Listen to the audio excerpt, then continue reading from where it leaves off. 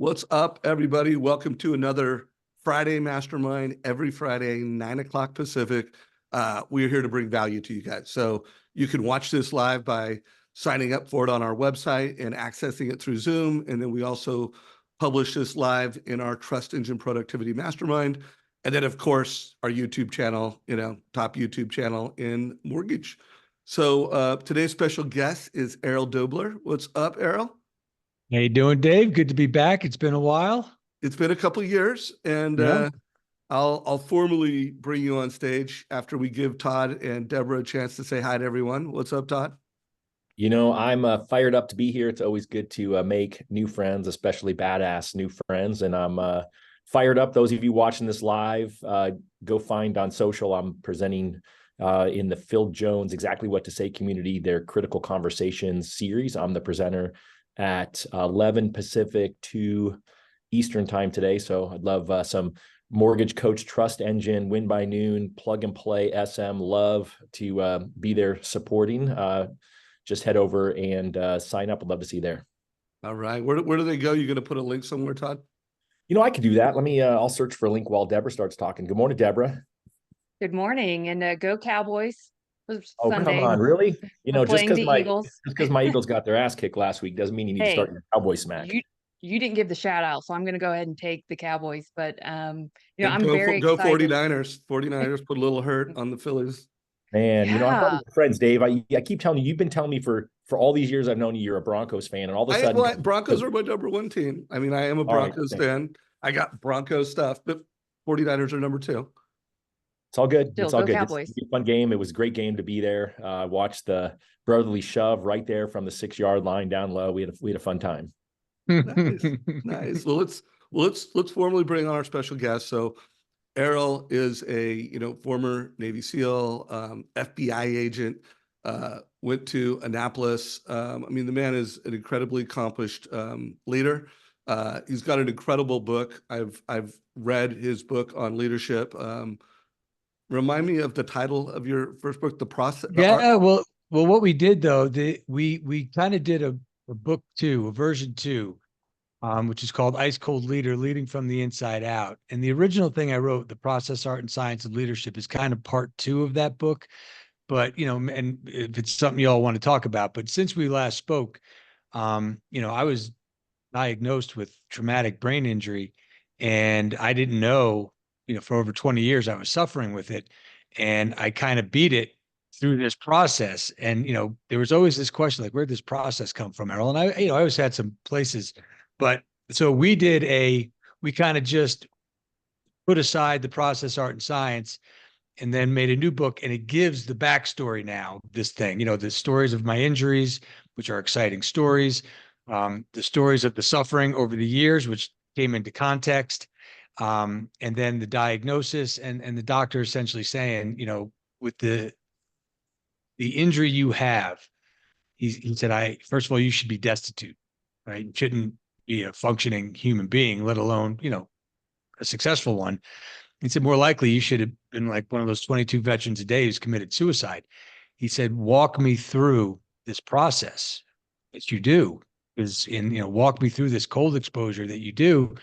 And I walked him through it, and he said, well, that's it. You saved your own life, because there's no 2 ways around it. So the book now is Ice Cold Leader, Leading from the Inside Out. That's the part that you enjoyed is still in there. Well, by the way, I was going to get to this bad boy. That's it. Right? Yeah, that's it. This is the book we're going to talk about. It's, by the way, super cool cover. That's why I was scared shitless when I looked at you on Instagram, and I was like, oh my gosh, I'm actually nervous for this interview. We want people to judge the book by its cover. Right. That's what we're going for. All right, guys. So we're going to put a link to this book. Errol, while this is the 3rd time I've interviewed you, I have a feeling there's going to be a lot of folks that are just hearing about you for the very, very first time. We got a full hour to mastermind. So, Let's do it. Deb and Todd, jump in anytime. Anyone that's watching this live on either Zoom or in Facebook, any questions you have, put those in chat. And for all of you watching this on YouTube, if you've got questions or comments, put them down below. Hopefully this won't be the last time we'll have Errol again. So real quick, why don't you, however you want to frame, I mean, I told him that, you know, former SEAL, FBI, but anything you want to do to bring context, and then let's talk about, you know, some of the highlights of this book. One last framing statement, Errol. You probably know this, but in mortgage and real estate, it's winter. You know, like it's been a very difficult time for mortgage professionals, Yeah. and they're struggling. And now we're going into the holidays. It's been even more difficult for real estate professionals, which one, a lot of realtors watch our content, and two, we create content so that loan officers can be better leaders to them. And not only are they struggling, but now with compensation reform and what's going to happen with buyers agents compensation, like there's a C shift coming. So they've got very difficult times that they're going through and very uncertain times ahead. So I just want to lay that over the top of today's call. Yeah, I think what I can add will be applicable, because you know the story of the book, right? The reason we redid it because it's now a story of suffering and not knowing, and how do you get through a hard time? And so when you do this battle and you don't even know you're in the battle and you end up winning, the question is, well, how did you do that? How did you get through the hard time? The reason the book will resonate, and I try to make it very clear, you know, the story is it's almost unrelatable, right? The stories of the injuries and where we were operating and the things that happened. But what I make clear to everybody, it was just a story of suffering, right? It's clear, it's in your face, but everybody is going through something.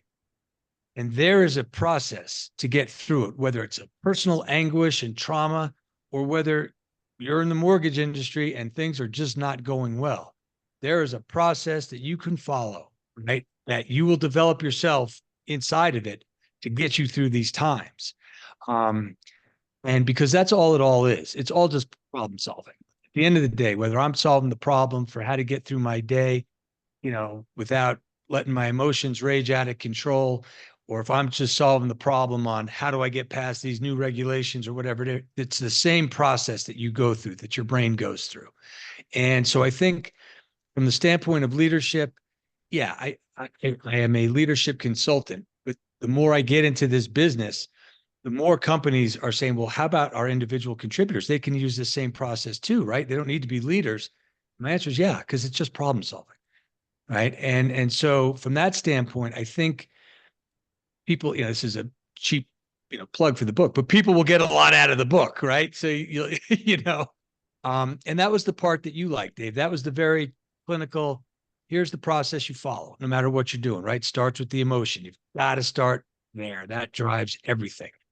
And that's tough for some people to listen to and hear because it's, you know, it's a little squishy, it's a little tree huggery, but it's the bedrock to any action you take.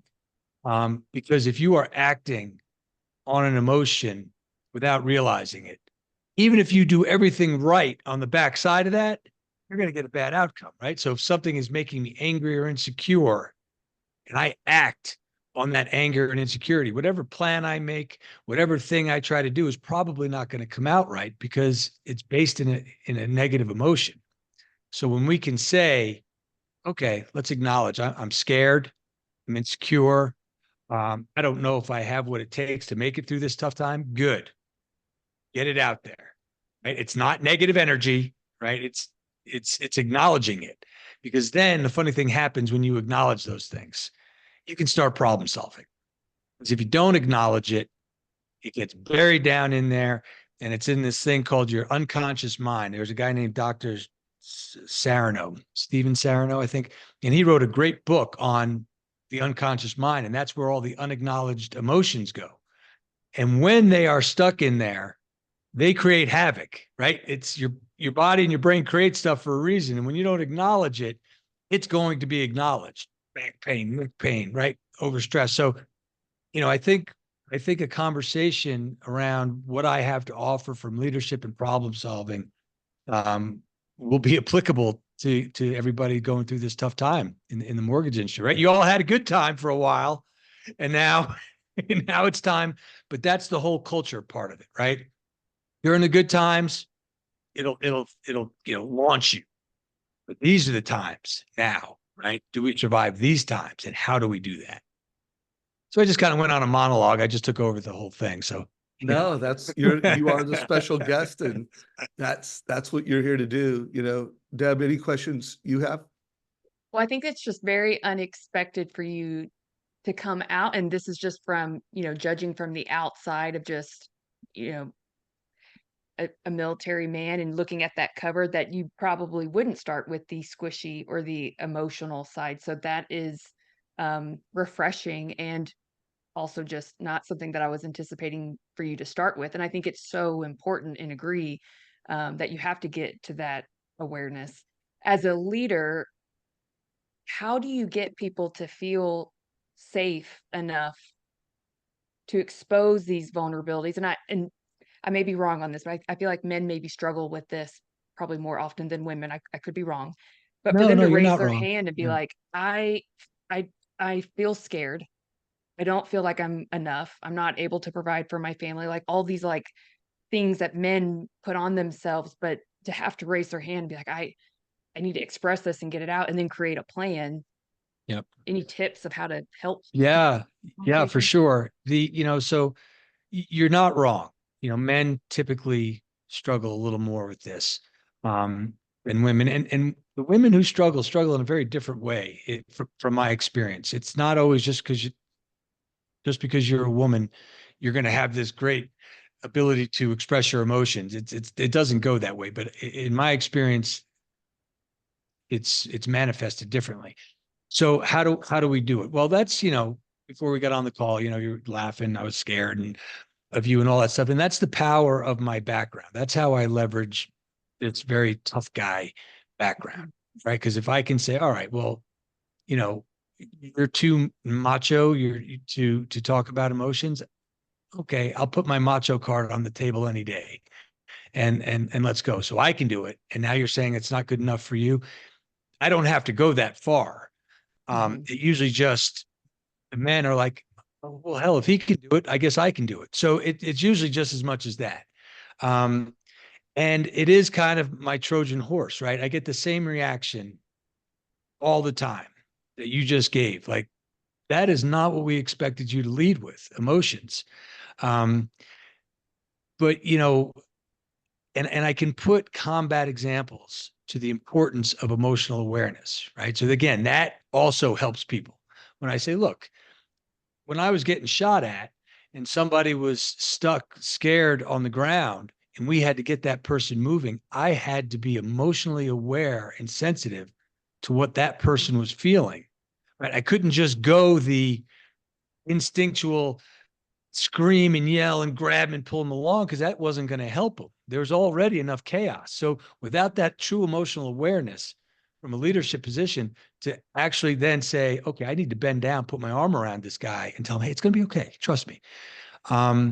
That resonates with people. So there's a power to the background of my stories and how I can bring it home.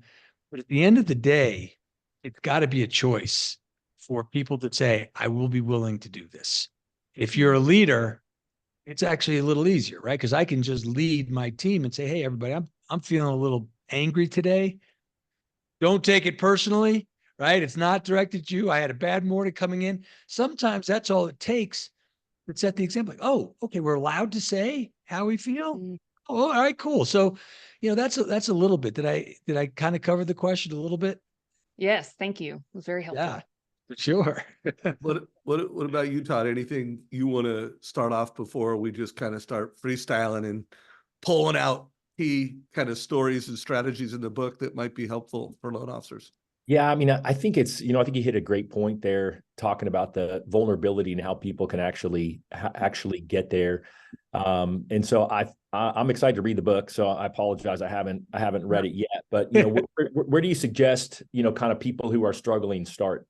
They don't have that same calmness when someone's getting shot to tell them everything's going to be okay. I think that a lot of people are frozen right now. Yeah, the aware, and it's a great question. And it's funny, you get into this business, you're not supposed to say that's a great question, right? Because then Deborah Dave are going to ask a question. I'm just going to answer it. And they're going to be like, well, why wasn't my question a great question? But it is a good question. Where do you start? Right. You start with, and again, it's all going to sound very cliche, but that's when I say there is a process to this. It's not just random. You know, it all starts with the awareness. You have to start saying, let me be aware of what I'm doing based on how I'm feeling. And it's a skill, right? And that's how we use the ice bath, right? To help that skill. And we can get into that later. But nothing, if leadership and personal and professional excellence is nothing at all, it's awareness. It's awareness of what's happening around you. It's awareness of what's happening inside of you, because only then can you look and see what's happening and make a good, informed decision, right? How many people are just kind of going through and not even aware of what's happening around them, let alone inside of them? So one takeaway, right? If everybody's listening, you get one takeaway from this thing. Start with just being aware. Start today. How am I feeling? How am I acting on that feeling? And then you're going to be able to say, I like it or I don't like it. Great. Now you've got places to go, things to do. I like it. Good. Keep it going, right? When I feel this way, I act this way, this benefits me. That's good to know, right? Because you can now trust that emotion. Wait a second. Yeah, go ahead, please. Oh, no, I just wanted to kind of pile on. I'm in the middle of listening to a podcast recently from Andrew Huberman and Robert Greene. It just dropped a couple of days ago. And for anyone who doesn't know, Robert Greene, is, one of the most well-read authors in history. And the whole conversation is around the process of finding and achieving your unique purpose, which, my 21-year-old son said it to me and said, Dad, I really like this. I think you will. Stoked that my 21-year-old son is digging into how to find his huge purpose, or his full purpose. But here's a quote I wrote down. It's in the first 20% of the podcast. And Robert Greene says, self-awareness is the key to everything. So I just love how you're talking about self-awareness is the key to, being your You best just can't, in leadership, yeah, but it's the key to finding your true purpose in life. Like self-awareness is the key to everything. because you can't make any targeted adjustments without it. And that's what it's all about. That's what life is all about, the targeted adjustments. Why are you doing what you're doing right now? Because as I was aware of how I was behaving and what I was doing, these were the results, and those aren't great results for me. That is a very targeted adjustment that I can make, right? It's important to be aware of what's working and what's not working. If you ask somebody who's successful or had a successful run, a lot of times if you say, what's the formula? They're gonna be like, I just let it rip. I made it happen. I'm bootstrapped. You get a lot of those silly answers. And I get them all the time. I'm like, okay, great. How are you going to repeat that? Bootstrap? That's your answer? Like, I got it. I get what that means, but that's not really the answer.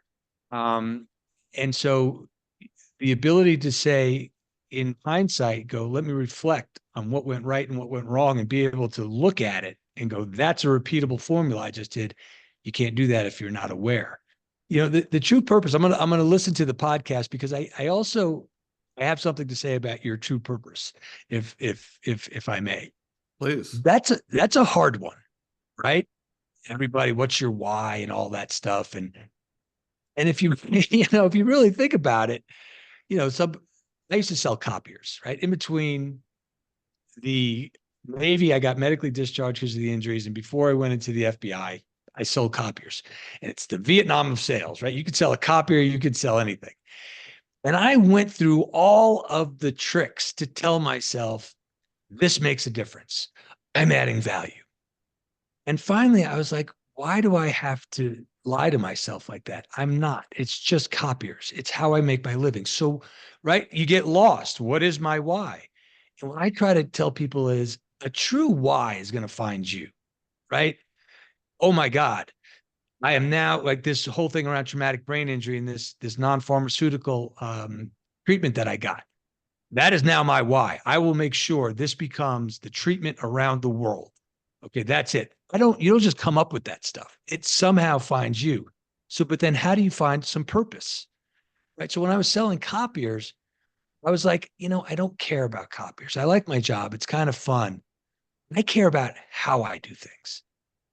That's what I'm focused on. Whether I'm selling a copier, it is going to be stellar. My pitch is going to be polished. I'm going to know about all the widget. And that kind of made it okay for me. I started caring about how I did things, not necessarily what it was I was doing. And everybody's got their own thing about find your why. And I just always want to caution people, be careful, because this big grandiose thing may not happen, but it can be my how I do things, or my who I do things for, right? That's plenty to get us going. So anyway, I thought I'd just comment on that a little bit, if that makes any sense. I love it. Hey, this is a mastermind free flow. Remember, audience, if you have comments or questions, put those in chat. Gauging on the reactions, which love seeing these reactions in Zoom. Feel free to let us know how you feel. Are those the hearts? Are people sending hearts? Yeah, people are giving. All right, rock on. You've had a lot of thumbs up. You've had a lot Let's of clapping. go. Yeah, we like that kind of stuff as the panelists here. Deb, any other questions so far? Well, I resonate with what you just said so much, and I'm reflecting on some conversations I've had with my kids when sometimes they're not always the best parenting moments. I'm the one that's like yelling at them. That's like, come on, like get out there. What's wrong with you? Probably, should be putting my arm around them. But I had just recently not told always, them, not always. Yeah. I had recently told him, like, even if I were a garbage truck driver, like I would be the best damn garbage truck driver, because it's just a personal standard of, I don't care what it is that I do. And my journey has changed along the way where, I'm still figuring out what I want to be when I grow up. And some of them are getting to that age where they're having to identify in school, like what courses should I select? Because this dictates, where I could possibly go to college. And I'm like, dude, all of that is just go full speed at whatever you do and focus on the how, and somehow it will guide you to where you're supposed to be. But so I love that you said that, because it makes me feel better. It validates my story I just gave to my kids. So thank you. Well, it should, because, and it's hard to do, right? Like driving a garbage truck, right? Look, you want to talk about what are the essential and non-essential things in the world. We always use, if you're a garbage truck person, be the best. Let's live without the garbage men for a while. See how that works. Okay. So I like the example. I get it. But I always like to give a shout out to that example. Like, let's live without the garbage men for a while. See how we do. But anyway, what I was going to say is, yeah, I just want to continue to reiterate and validate what you did, because if you're doing something you don't like, right? You're driving a garbage truck and you don't like it. Well, too bad. That's where we are. But that spirit of how I do things, you will find a way out to the next thing, right? When I sold copiers, this was back in 99 and 2000, right? And this is when software really started to become big. Like, oh, you sell copiers? I just got a job selling software. The base salaries were huge. It was great, right? You got one of those, and I was like, man, how do I get one of these software jobs? Well, just sure enough, I was out at a bar, and, like we do when you're having a conversation, and some guy was overhearing what I was saying. And he came over and he said, do you sell copiers? And I said, yeah, I sell copiers. And he goes, look, I wasn't eavesdropping. And we were just talking about the strategy that we were, whatever it was. He goes, man, you got it. I want to talk to you about some software sales. We were just having a conversation about what was happening. I had given that how I'm going to be great and prepared at everything I do. And boom, there it is. As opposed to talking about, I hate my job. I hate it. How am I going to get it? Do you think that guy, oh, you hate your job? Why don't you come work for me? That never would happen. So yeah, it's a hard thing to do when you're doing something you don't like, but that's part of it, right? One of the things we try to tell people, do the things you hate as good as or better than the things you love.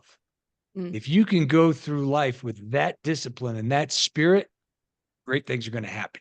Then you're going to get to something you love at some point.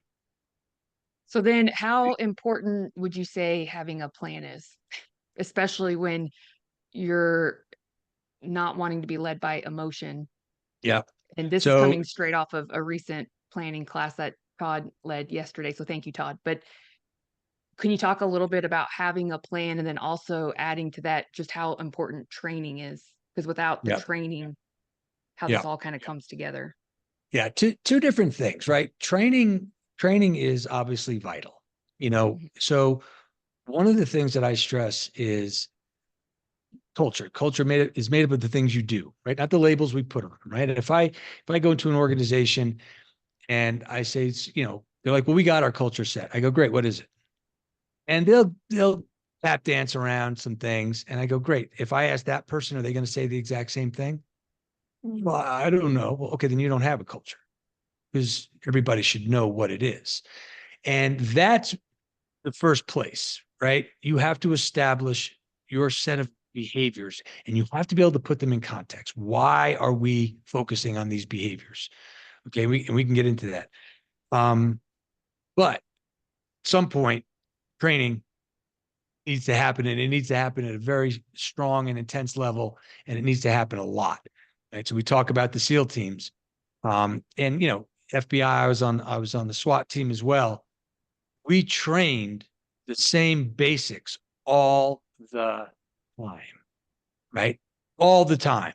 We are among the best shots in the world, and we trained shooting all the time. We are among the best in the world of moving through a house in a combat situation methodically, clearly, and we train that all the time. How do we communicate over the radio? We can be more succinct. We can be clear in what we're saying. We train that all the time. So your widget could be in a constant state of training, whatever it is in the mortgage industry, right? You've got tools out there, and so training on the tools all the time, training on your pitch. It should never end. So getting then back to the planning, the process that I develop is this. It's understand your emotions, emotional awareness. Okay. Because emotions drive your actions. And it's something I call cultural awareness. And that's the awareness. What are you doing? Okay, that's when you get to decide, I do these things. I'm impatient. I interrupt. I don't like that. If I didn't do that, would I be better? Great. My now new cultural behavior is to listen. And I focus on that all the time. So when somebody says, hey, what's your culture? I try to listen. Boom. Okay. That's how you get what's important to you. That's why my process kind of separates itself, right? It's not a book to say, do these 3 things and you'll be great. My question is, what happens if you already do those 3 things? Now, where do you go? This allows you to figure out for yourself what you need. So it's cultural awareness. Then it's behavioral guidelines, right? It all flows. You can't skip anything.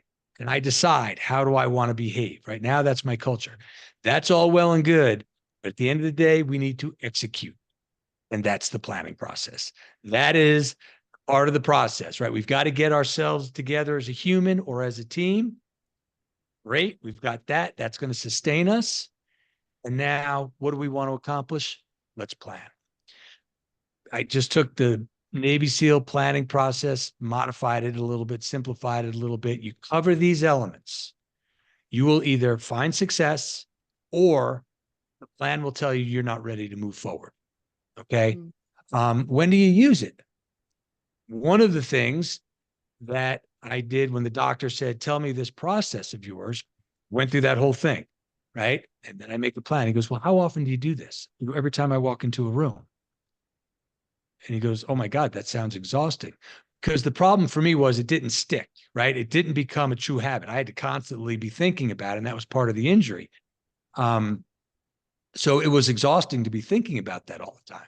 Once I got healed, I don't even think about it anymore, but I still do it. So situation, mission, actions, contingencies, demand, communication. You walk into a room, right? What is the situation? What is happening? Is there a set of circumstances dictating a need for action? Do I need to do anything? Right? Sometimes that's a good realization. I don't need to do anything here. This is all good. There's a situation. I walk in, I've got my 10-year-old and my 9-year-old are arguing. My wife is sitting on the couch doing this, and my 4-year-old is playing with matches by the gas stove. I've got a series of situations happening, okay, that dictate a need for action. That sounds like my last night. That's exactly right. What is my mission, right? You've got to decide, what exactly am I trying to accomplish? I look at my wife and my first thought is, I got to get her out of here. But I'm like, no, my mission is to stop the 4-year-old from setting everything on fire. What are my actions? Scream now, run over. It doesn't matter. I have to account for these things because these are the things that you account for that are going to give you success. And so when you talk about, and this was when I work with sales teams, I get this a lot, right? Okay, I say, well, what's your plan going in? And salespeople, oh, I'm just going to go in there, talk to them, and charm them and all that. I'm like, that's a great plan. How do you repeat that? And I said, look, just kind of walk me through these elements of this planning process.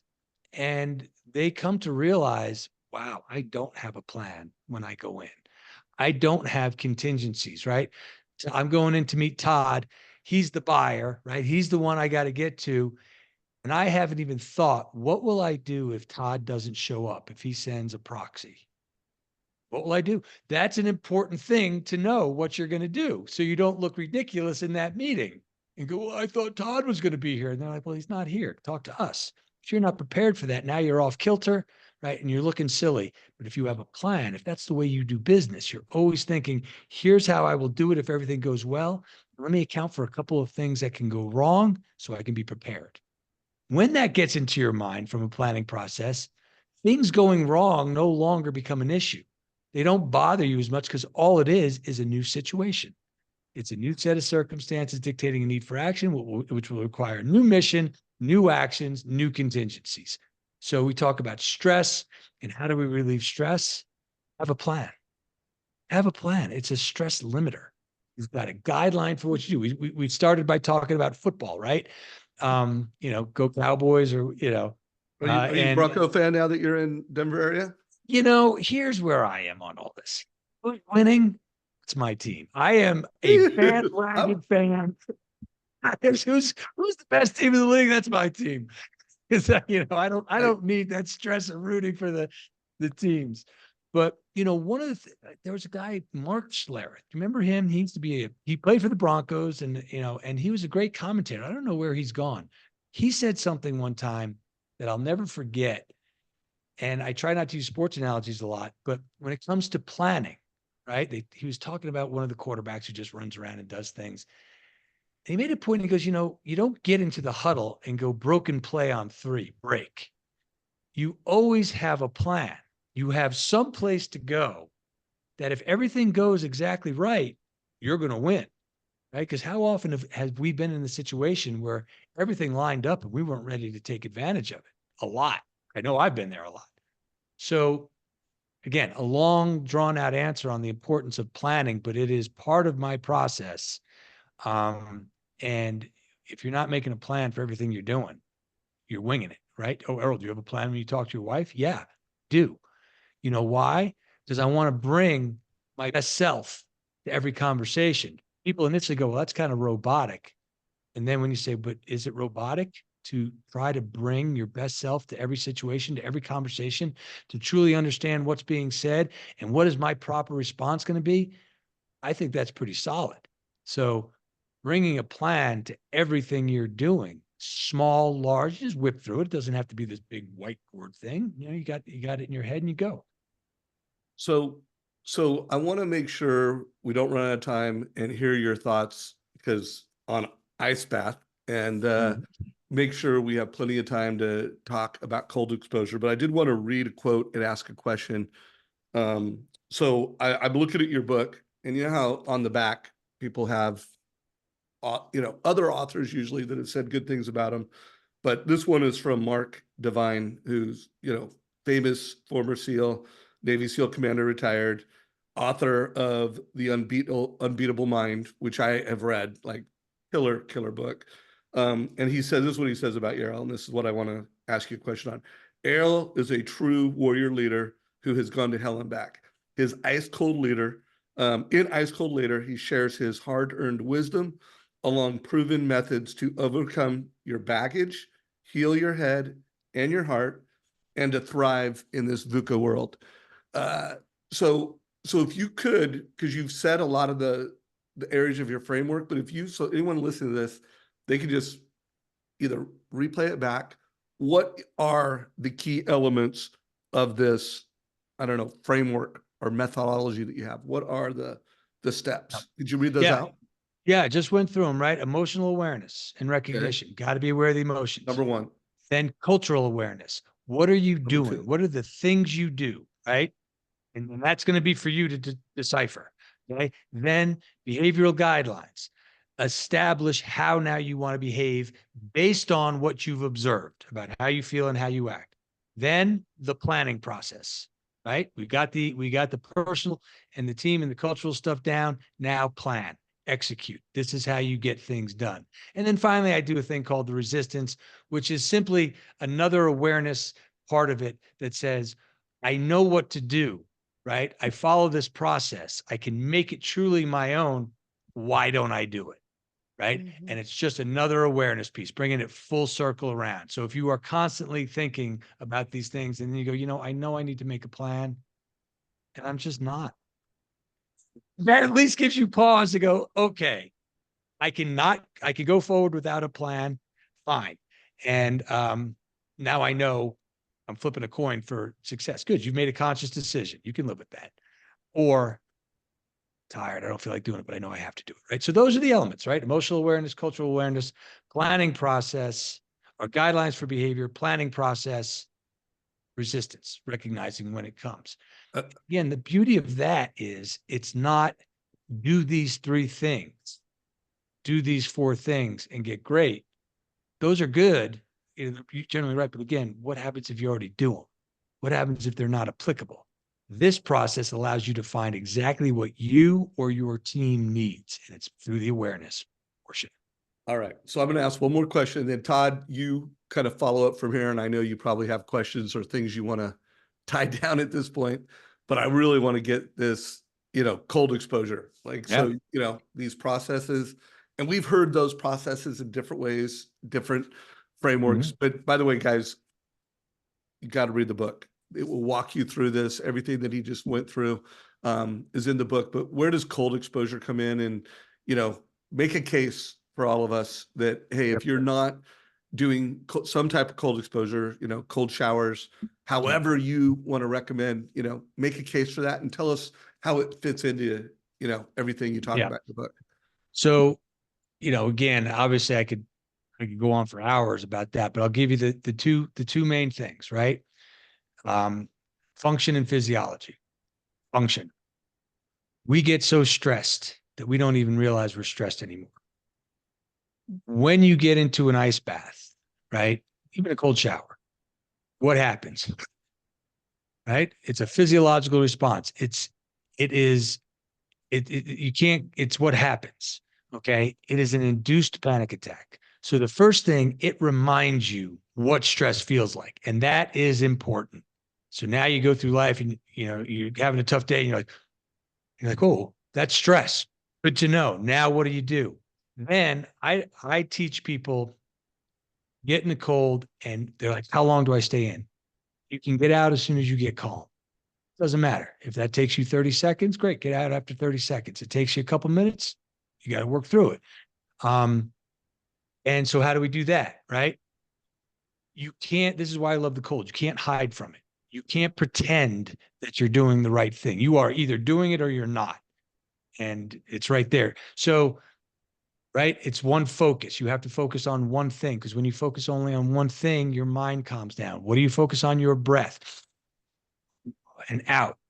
Got to get that exhale out.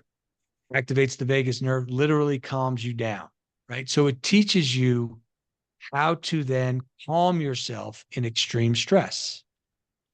Pretty valuable place to be, right? When you recognize you're in the boardroom meeting, you're in a stressful, whatever it is, and you feel that stress and you give just a very quick, because you worked on it in the ice bath, it works, it's tried and true, it will never fail you. So that's the first thing, right? In cold exposure, it will help you do those things, recognize and move seamlessly through stress. Physiologically, what happens? When you get into the ice bath, what you're doing is you're activating your sympathetic nervous system. If you do it my way and you work to be calm, then you activate your parasympathetic nervous system. Even if you can't really get calm, when you get out, you will calm down. What you've done, and this is science-based, is you have reset your nervous system. Okay, you have rid your body of the inflammation caused by stress, which clouds your mind, clouds your thinking. So when you do an ice bath, among other things, but these are the two big ones that I would throw out there, you now get to start your day at ground zero, even. Now you can think clearly about the process. How are you moving through? Are you thinking clearly about your emotions? Are you thinking about how you behave? Are you making a plan? It allows you to do that with a clear mind and clear body. So those would be the two big things. I would say that's why that's the case for ice bath. Now, and then Todd, your turn. I just want to, how big of a difference is having a true ice bath versus a cold shower? How, or just getting in your pool that's in the, in the 60s Yeah. with no heating in the winter? Like Yeah. what is the, the delta in value? Yeah. And what So, temperature? Does the temperature? yeah. So there's a couple of different answers to that. Physiologically, right? Resetting that system. The science says you really only need to be in water that's like 59 degrees. That'll do it for you. Okay. Physiologically. Okay. And I think the stat was, 3 days a week in a cold shower at 59 degrees for 30 seconds or a minute, you're going to get those physiological benefits. So it doesn't have to be this mighty ice bath. Okay. But what you're not going to get from that is the behavioral aspects that I led with, right? The recognition of the stress. If you get to, 59 degrees, but you're going to be okay. Whether you're just going to be okay. You're not going to have to really work too hard through that. So yeah, physiologically, it's not that difficult, right? But behaviorally, mentally, emotionally, spiritually, recognizing, breathing through it, that's where the cold matters. Now, what's the temperature for that? I don't know, whatever the temperature is that you need to be like, I got to focus or else I can't calm myself. That's the temperature. I like it in the 30s, right? But you would expect that. I'm pretty good at this now. I was going to say 70. Yeah, 70 or 30, either one. 75, Well, right. But some people, when they get started, they're in the 50s and that's what they need. Cool. It doesn't matter. So yep. Todd, you're up, buddy. I started in mine. I called it my not so cold plunge because it wasn't set down that cold, but it absolutely takes your breath away. And then it's the whole idea of the calming piece of it, I think is, but I never thought about it from the perspective that it prepares me to calm myself in other situations. So now I'll be having to think about that as I go forward. So thanks for that. Well, and it's an awareness, right? Now that's what it does. So, and again, that's why this awareness piece is so important. You've been doing it and you didn't even put together, well, hell, this is a tool to move through life, recognizing stress and calming down, but you've been doing it. But because you weren't aware, you couldn't really take full advantage. So, yeah. And you mainly do it for longevity, right, Todd? Like, right. I'm doing it to reduce inflammation and live a long life. But, when you think about that, reducing stress does that as well. And, we all walk into stressful situations regardless of our confidence. And one of the questions that we got from the Facebook group is really kind of in line with following up on Deborah's planning question. Someone was asking, what's your advice for people who struggle with analysis paralysis? And let me just expand on that. I think that loan officers know what they need to do. I think that they truly know that they sort of have a plan. They may not have written it down, but they know that right now they just need to pick up the phone and call past clients to set up conversations and call real estate agents to set up conversations. And I think they're lacking confidence and they're not doing that. So I think they have this analysis paralysis that we're getting asked about. So what advice would you give to them? Yep. Okay. So my premise is any challenge you have, you're going to find your answer in this process. Okay. So analysis paralysis, lacking confidence. First, so whoever wrote that is being aware. I get paralyzed. I don't act. Good. You have just established a cultural awareness. That is what you do. For better or for worse, that is part of your culture. Okay. It's not a judgment, right? It's just what it is. So now, right? And there's an emotion behind it somewhere, but you've established what that part of your culture is. You move to guidelines for behavior. It is as simple as this, but very difficult to execute. I will now act. The second that I feel myself being paralyzed, because now I'm aware, I will just act. I will do something different. I will go. And what else is that going to take? That's going to take courage. So now you have established 2 behaviors that you can focus on. Acting, right? Going and being courageous have nothing to do with mortgage industry, real estate. But if you do those 2 things, will you become a better mortgage broker? Will you become a better real estate agent? The answer is yes, because you've just established what's holding you back from a behavioral standpoint. Well, Errol, is it that simple? Yes, it is that simple. Okay, because the second you start doing those things, what's happening to your brain? It's starting to rewire. You can rewire those things. You've got some wiring towards analysis paralysis. You've got some wiring towards a little lack of courage in certain situations, right? You're not a coward, but you are lacking courage in certain situations. The second you start thinking and being aware, your brain starts to change. And then when you act, however hard it is, and you say, I'm paralyzed, I'm going to do something. Your brain is going to keep going. It's going to start right. Now, it takes a while. It's hard to do, but that's what happens, right? And then, okay, I'm going to act. I'm going to go. I need to make a plan. There it is. That's the process. You have just identified the key elements inside the process. If I said those things to Todd or Deborah or Dave, and I said, hey, look, here's what you need to do. You need to act and you need to be courageous. You'd be like, what the hell are you talking about?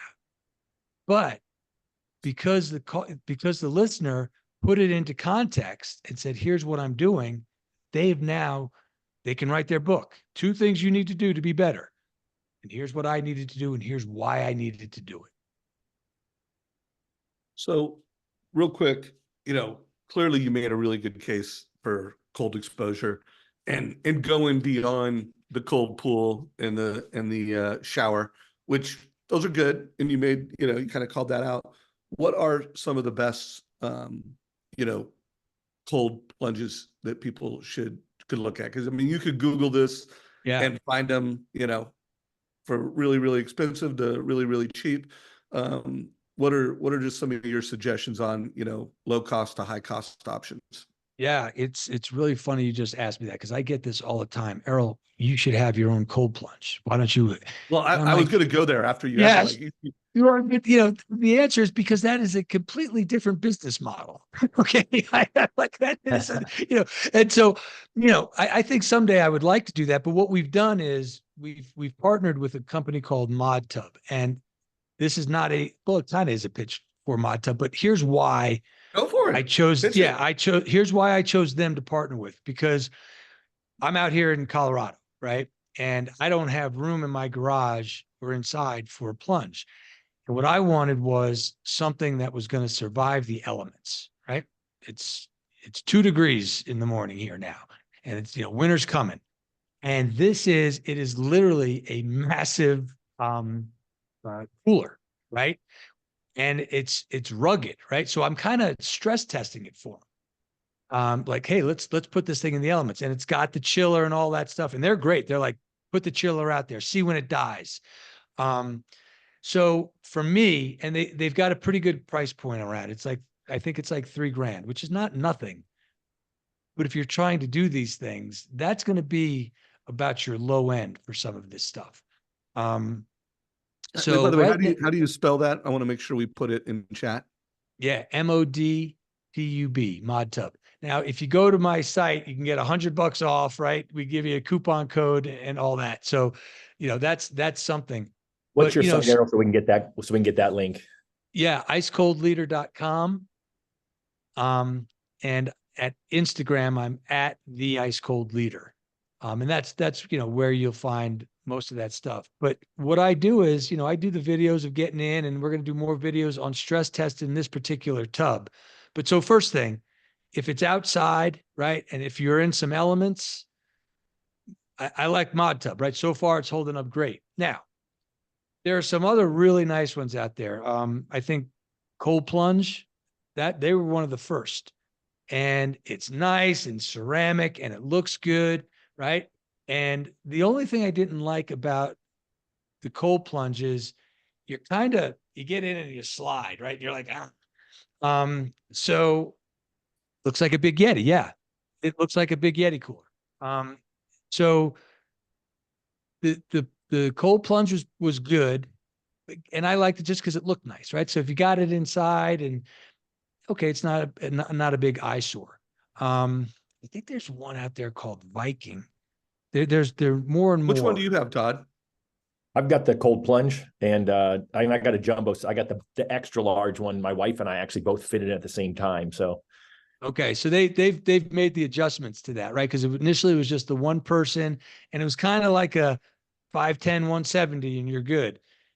You're 6 foot, 220. You're gonna have some, gotta get in there. So it sounds like they expanded their thing a little bit. And if anybody else has one or has a thought or recommendation, put that in chat. So, we're in the last 9 minutes. This has been awesome. I mean, you've given us a framework to get, to overcome your baggage, which we all have, and it's a tough We time. all have, and it's not a competition, right? Our baggage is our baggage. It's not yours is worse than mine or better than mine. It is not a competition. Your stuff meets you right where you are. Deal with it, right? Yeah. In that way. I love that. And then, clearly the push for cold exposure. I mean, I have not invested and got a cold plunge, but I think he may have just pushed me over the fence, and I've just been thinking like my cold shower's enough. But thank you for that. Todd, any questions you want to make sure we ask? I mean, on productivity, anything you want to say from a coaching and taking action standpoint? Anything? Where do you want to go, Todd? well, I mean, I think my biggest goal was achieved, which was really talking about how to overcome the challenges of people who are stuck. I think that is the number one thing. I think finally the people I'm talking to have a little humility around the fact that they're not having the best year they've ever had. And I think we're in the world's greatest industry. And I'm just really grateful that we had the opportunity to kind of hear from someone from a different perspective, right? I mean, we're doing loans and we're doing great things for people from a financial perspective, right? Errol is out there, protecting all of us in the military and the FBI and all the other cool things he did. And so I would just encourage you all to think through, well, one, let's buy his book and support him. And then number two is just really think through, what you heard today, because ultimately it's about taking action. And I do think that oftentimes it's because everyone lacks a plan. And I think you all know what to do. Certainly, I would encourage you to actually take, pen to paper and actually write out your plan. I find that tends to make it a little more doable. And I'm teaching business planning again next week. If you just go to winbynoon.com/calendar, you can register for that. So I'll walk you through, actually, I'll walk your realtors also through next week. That's the folks of that one, how to write a written plan. But the bottom line is once you have the plan, you actually got to do it. So I would just encourage you all to think through what the rest of this day looks like and what actions you can take. I'm going to take the action once we get done to hit to Amazon and buy the book, and then we'll go from there. Yeah, and I'll make sure to connect you and Deb via email. Errol, they have a really awesome community. Also, the Win by Noon community is another community, and it's all about productivity. It's all about winning by noon, being our best selves, being purpose driven and profit driven. Errol, Todd and I recently co-founded a nonprofit called First Home IQ that is dedicated to financial literacy education for Gen Z, going into high schools and colleges and really turning mortgage and real estate professionals into the first responders of the financial literacy crisis in America. So that's something we're pretty passionate about, and would love to interview you in some of that. And I also think while you're not, a Gen Z dude, I think a lot of what you're talking about, they need to hear. And so there might be some ways to integrate you into our First Home IQ community if you're game. I'm game, and as a matter of fact, I'm game for a couple other things with you all that I'd like to discuss offline. But I enjoy truly coming on to these things that are, again, like Deborah, right out of the gate, you're like, that's not what I expected to hear. And so I enjoy this because it just goes to the value I think I can bring people through what I'm presenting in this book and the process. It is applicable to anything. Mortgage, you're talking about the struggles of mortgage. Good. Guess what? Everything we just talked about today, 100% applicable, right? Whether it's get unstuck, get a plan, or just start getting real and acknowledging where you are emotionally and how you're responding to that. How is it not applicable? It is. So, I really appreciate, being on this and getting to share. Yeah, no, it's been fun. Deborah, any final Well, questions you have? I do have one more question because I heard an interview that, and I think it's really important for the loan officers listening, where we're kind of in a market in a season that is unknown. There's a lot of things going on. We've never come up against these record low interest rates. Now we have buyer commission issues with agents, but you had talked about how, being a Navy SEAL, you're creative, and usually they're more creators. And there was a process and a plan prior to 9/11 whenever someone would hijack a plane and you would just follow this plan. But then sometimes things change and your plan has to pivot or you have to innovate. And I think Yep. that's a culture that, part of this community and really led by Dave. Dave's naturally an innovator, that you have to sometimes look and say, where do we need to adjust and innovate and try something new and maybe take risk? And I had heard you talk about how some leaders, you had challenged them in some of my 4-letter words that I typically use of why maybe you shouldn't be so cautious and tread lightly and be bold and brave and maybe do something different. And as we go into the new year, I just wanted to kind of touch on that a little bit to give people courage that, this may be the year that you try something different that your gut tells you is what you should do. Because what you're currently doing or what you've always done may not be working, and that's okay. Be aware of it, but then, innovate and let's try and take Well, risks. You are, and again, we don't take risk for the sake of taking risk. That's where the planning process is vital, because you get to look at it, just like Todd said, write it out, look at it. Once it's in writing, you're like, no. Because if this thing happens, I go out of business. And that's not the risk I'm willing to take. What's something else, right? So yes, do something different. Deborah, I can't believe you said that. When I go bring people through some of my training and we're doing the ice bath, I'll always say, give me an emotion before you step in. And people will say whatever they say. And what I tell them, and I say, well, how do you usually act on that emotion? And like, well, I curse and I yell and I go, do you like that response? And they're like, no. I go, great, do something different. It doesn't have to be even right or good, just different. React differently. The way that transforms people. I just said it on a whim one time, right? I'm like, well, do something different. I don't, and then they're like, that's a great idea. And then it stuck. I'm like, now that's what I say. So yeah, do something different. Make a plan. Don't be reckless, but do something different, right? Have the courage, right? The analysis by paralysis, move, act. But I think it's great closing advice, especially for a new year. Do something different. Do it methodically, but do it differently. It's been such a great conversation, Errol. And for anyone listening to this, please give us a reaction. If you're in Zoom, let Errol know what you thought of today's call. If you're watching this on YouTube, give this a like, share this with a mortgage friend. If you're a leader in the mortgage business, share this with your team. I think he made a really good case that whether you need to get a ice bath and start doing, cold exposure in the 30s, or whether you need to, finish your shower with a cold shower, There you go. It'll work. and work on emotional awareness. Like, this is a great season to do that. Errol, I just can't thank you enough. I'm looking forward to some of the offline conversations that you thought of.